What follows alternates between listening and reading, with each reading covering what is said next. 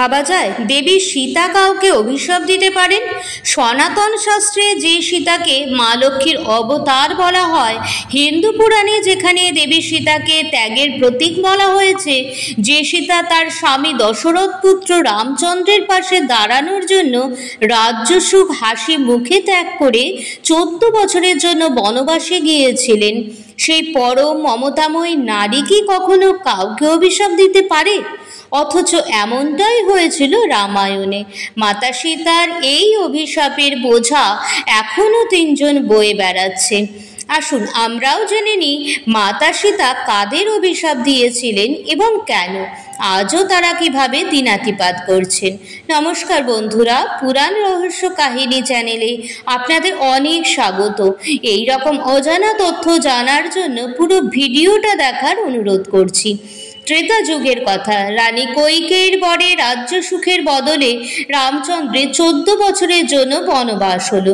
বনবাসে চললেন রামচন্দ্রের ভ্রাতা শ্রী লক্ষ্মণ এবং সহধর্মিণী মাতা সীতা। এদিকে পিতা দশরথ রামচন্দ্রের বনবাস মেনে নিতে না পারায় শেষ নিঃশ্বাস ত্যাগ করেন। তাই তারা গয়াধামে বাবার উদ্দেশ্যে পিণ্ডদান করতে যান।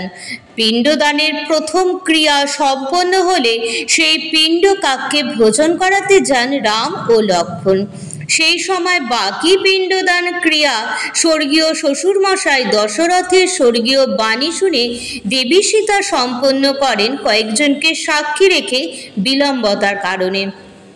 কাককে পিণ্ড ভোজন করিয়ে আসার পর স্বামী রামচন্দ্র ও লক্ষ্মণকে পুরো পিণ্ডদান ক্রিয়া সম্পন্ন করার ঘটনা জানালে দেবী সীতাকে অবিশ্বাস করেন রামচন্দ্র ও লক্ষ্মণ, কারণ কোনো নারীদের অধিকার নেই কোনো পিণ্ডদান করার। তখন দেবী সীতা ব্রাহ্মণ, গোমাতা ও ফল্গু নদী এবং বটবৃক্ষকে পিণ্ডদানের সাক্ষী দিতে বলায় তারা তা অস্বীকার করেন। ফলে দেবী সীতা তাদের প্রতি অত্যন্ত ক্রুদ্ধ হয়ে অভিশাপ দিলেন। তিনি ব্রাহ্মণকে অভিশাপ দিয়ে বলেন, পূজার জিনিস পাওয়ার পরেও কোনো দিনও তার অভাব মিটবে না। এরপর ফল্গু নদীকে অভিশাপ দিয়ে বললেন, এই নদী সারা বছর শুকনো থাকবে, শুধুমাত্র এই নদীর নিচ দিয়ে বইবে জলের ধারা। তাই আজও গয়ায় সেই ফল্গু নদী অন্তঃসলীলা হয়ে বয়ে বেড়াচ্ছে সীতার অভিশাপ। এরপর মাতা সীতা গাভীকে অভিশাপ দিয়ে বললেন, তোমার মুখের খাওয়ার অংশ অপবিত্র বলে মানা হবে, যতই তোমার পুজো হোক না কেন, আর পবিত্র বলে মানা হবে শুধু তোমার পিছনের অংশ। অবশেষে সত্য সাক্ষী দিয়েছিল সেই বটগাছটি, যাকে প্রাণ ভরে আশীর্বাদও করেছিলেন এবং বললেন, তোমার আয়ু হবে দীর্ঘ এবং নাম হবে অক্ষয় বট। পরিশ্রান্ত মানুষ তোমার আশ্রয় শান্তি খুঁজে পাবে।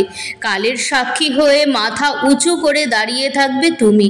কিন্তু যারা মাতা সীতার পিণ্ডদানের কথা অস্বীকার করেছেন, তাদের কথানুযায়ী শ্রীরাম ও লক্ষ্মণ পিণ্ডদান ক্রিয়া আবার আরম্ভ করলে সেই দেববাণী আবার ভেসে আসে যে পূর্বেই মাতা সীতা এই পিণ্ডদান প্রথা সম্পন্ন করেছেন। তখন নিজেদের ভুল বুঝতে পেরে লজ্জিত হন এবং মাতা সীতার কাছে ক্ষমা প্রার্থী হন। পুরো ভিডিওটি দেখার জন্য অনেক ধন্যবাদ।